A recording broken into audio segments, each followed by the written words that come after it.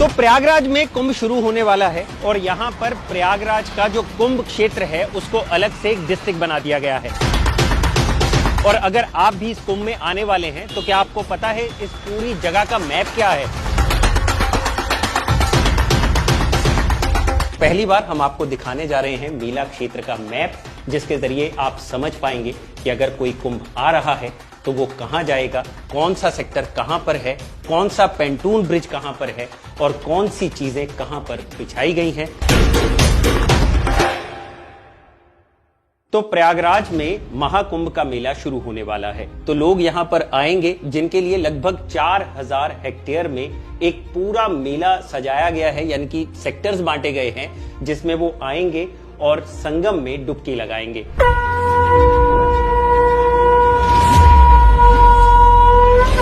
तो ये हमारे सामने मैप है जिसको लगभग 4 भागों में बांटा गया है। एक है फाफामऊ जोन, एक है अरेल जोन, एक परेड जोन और एक झूसी जोन। तो गौरव हमें बताएंगे कि फाफामऊ जोन की तरफ से कौन लोग आ सकते हैं और जो हम झूसी की बात कर रहे हैं उधर से कौन कौन सी जगहों से लोग चल कर। जब वो फाफामऊ की तरफ से जैसे लखनऊ से या अवध की ओर से उधर से आएंगे, प्रतापगढ़ से लोग, सुल्तानपुर से लोग फाफामऊ होकर शहर में प्रवेश करेंगे। और झूसी की तरफ से कौन? झूसी की तरफ से आएंगे बनारस, आजमगढ़, जौनपुर, इधर साइड से जो लोग आएंगे जी। और फिर बनारस के आगे फिर हम जाएंगे बिहार, ठीक है, भदोही। तो ये इधर से आने वाले लोग झूसी की। और प्रयागराज की तरफ से कौन कौन से लोग आने? शहर की तरफ से, जैसे कानपुर की तरफ से जो लोग आने वाले की तरफ से लोग सिटी साइड से आएंगे, तो सिटी साइड से आने वाले लोग परेड जोन की तरफ से एंट्री करेंगे। अरेल बसता है आपके में। अरेल जो रोड है वो रीवा, सत्तानपी, एमजी और बुंदेलखंड, चित्रकूट, महोबा, बांदा, इधर से आने वाले लोग हैं। इसके अलावा मिर्जापुर जी उधर।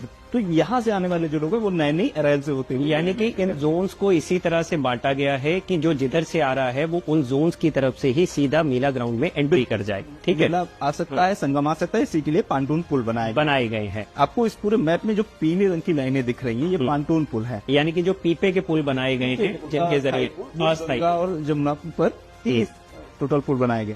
तो यहाँ पे एक जानकारी ये है कि यहाँ पे टोटल 25 सेक्टर्स हैं। 25 सेक्टर्स में अगर हम देखें तो ये अलग अलग जोन के हिसाब से बांटे गए हैं। परेड जोन को देखेंगे तो यहाँ पे सेक्टर 1, 2, 3, 4 है। और वैसे ही फाफामऊ जोन को अगर हम देखेंगे तो यहाँ पे 6, 7, 8, 9 और 10 सेक्टर पड़ते हैं। इसी तरह से अगर आप गंगा पार चले जाएंगे तो पड़ता है झूसी नॉर्थ। झूसी नॉर्थ में 11 से लेकर 19 तक के सेक्टर आते हैं। और झूसी साउथ में अगर हम देखें तो 20 और 22 सेक्टर आते हैं। 20-21, हाँ 20, 21 और 22 सेक्टर। और अरेल जोन की बात करें तो ये यमुना के इस ओर पड़ जाता है, तो इसको एक तरह से वीआईपी जोन भी कहा जा रहा है। ठीक है, कॉटेजेस बनाए गए हैं, रुकने की टेंट सिटी बसाई गई है। ठीक, तो ये जो टेंट सिटी है वो सारी सेक्टर 23, 24 और 25 में बसाई गई है अरेल साइड में। तो ये तो हो गया टोटल 25 सेक्टर्स का मैप। परेड में जो है, परेड में जो घूमने फिरने टहलने की और वो दुकान वगैरह आपको, हाँ, सेल्फी पॉइंट, इस तरह की चीजें हैं। इसके अलावा जो एडमिनिस्ट्रेटिव ब्लॉक्स हैं, सरकारी ऑफिस हैं जो सारे, और टेंडर्स के सारे, वो सारे परेड जोन इन्हीं 4 सेक्टर्स, बिल्कुल। तो यहाँ पे एक चीज आपको और समझनी चाहिए कि ये जो आप ब्लू लाइन देख रहे हैं ये है यमुना नदी जो यमुनोत्री से निकलती है। और यहाँ से जो शुरू हो रही है ये है गंगोत्री, यानी गंगा इस ओर से निकलती है। और ये एरिया अगर आप देखेंगे तो ये है संगम।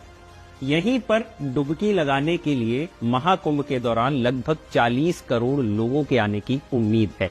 अब ये सेक्टर्स का जो मैप है ये इस तरह से होता है कि इन सेक्टर्स में जो लोग आएंगे कल्पवास के लिए या जो साधु संत रहने आएंगे तो उन लोगों को सेक्टर वाइज बांटा गया है।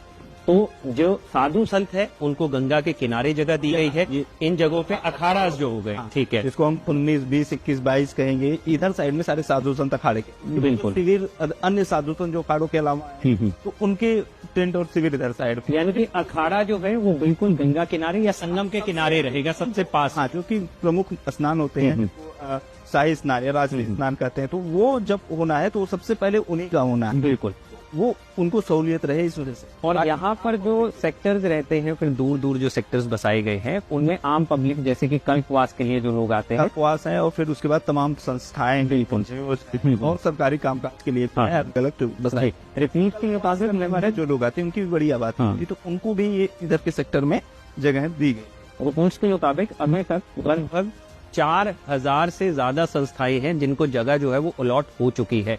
और जैसा कि हमने अभी जाना भी कि कितने किलोमीटर तो सड़क है जो बिक चुकी है, जिसपे लोहे की चादरें बिछाई गई हैं ताकि लोगों को आने जाने की भी कोई दिक्कत ना हो। अब होता क्या है, क्योंकि बीच में गंगा है तो लोगों को आर पार जाना होता है। इधर प्रयागराज सिटी है, उधर की तरफ झूसी जोन है, तो बीच में गंगा पड़ती है।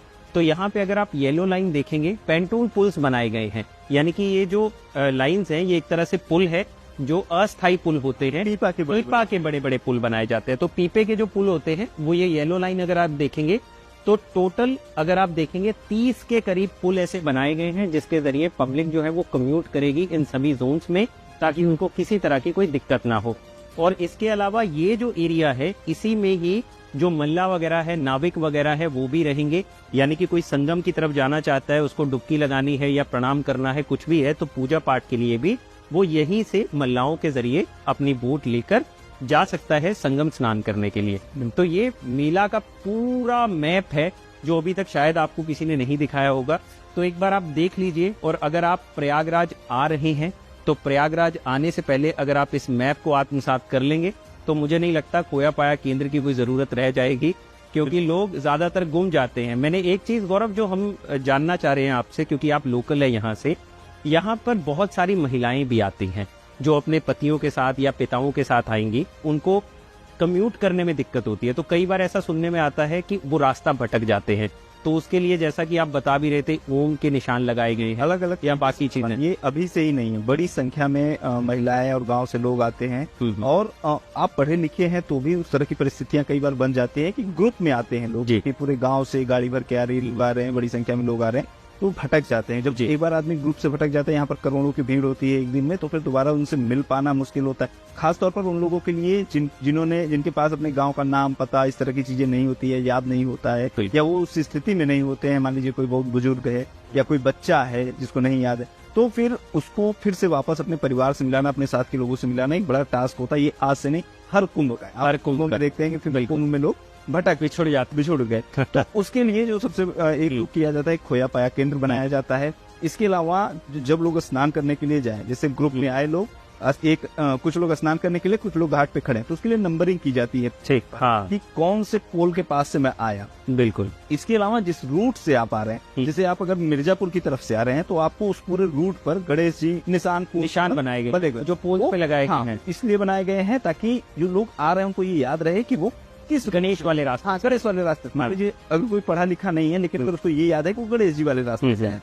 इसी तरीके से जो रीवा की तरफ से आने वाले लोग हैं, उस पर नमस्ते जी लगा हुआ है, तो लोगों को याद रहे। कुछ रूट्स पर हुआ है, कुछ पर जो है और धार्मिक निशान बने, शंख बना हुआ। इस तरह से चीजें बनाई गई है ताकि लोगों को ये कम से कम याद रहे कि वो किस जगह से आ रहे हैं, ताकि प्रशासनिक काम कर रहे हैं लोग, उनको भी आसानी हो, वो बता सके कि आप कहाँ से आए थे, कम से कम वो जानकारी मिले। तो ये एक बार भाई मैप दिखा दो दोबारा से। ये मैप कहीं लगाए नहीं गए हैं। आप अगर YouTube पे जाएंगे या Google पे जाएंगे, शायद आपको ये मैप दिखाई भी नहीं देगा। ये यहाँ के प्रशासनिक अधिकारियों के लिए लगाया गया मैप है, जिसपे बताया गया है सेक्टर वाइज कौन सा सेक्टर कहाँ है, कौन सा पेंटून ब्रिज है, उसका क्या नाम है, कौन से रोड बनाए गए हैं, उनके क्या नाम है, और किस तरह से ये पूरा जो मेला ग्राउंड है उसका प्रबंधन किया गया है। तो आप देख लीजिए। और अगर आपको ये वीडियो पसंद आया है तो इसे लाइक और शेयर जरूर करें। और हाँ, खबर गांव को सब्सक्राइब करना मत भूलिएगा। और अगर आपका भी कोई आने वाला है प्रयागराज कुंभ में डुबकी लगाने के लिए, तो उसको ये वीडियो भेज दीजिएगा ताकि उसको भी मैप पूरी तरह से समझ आ जाए।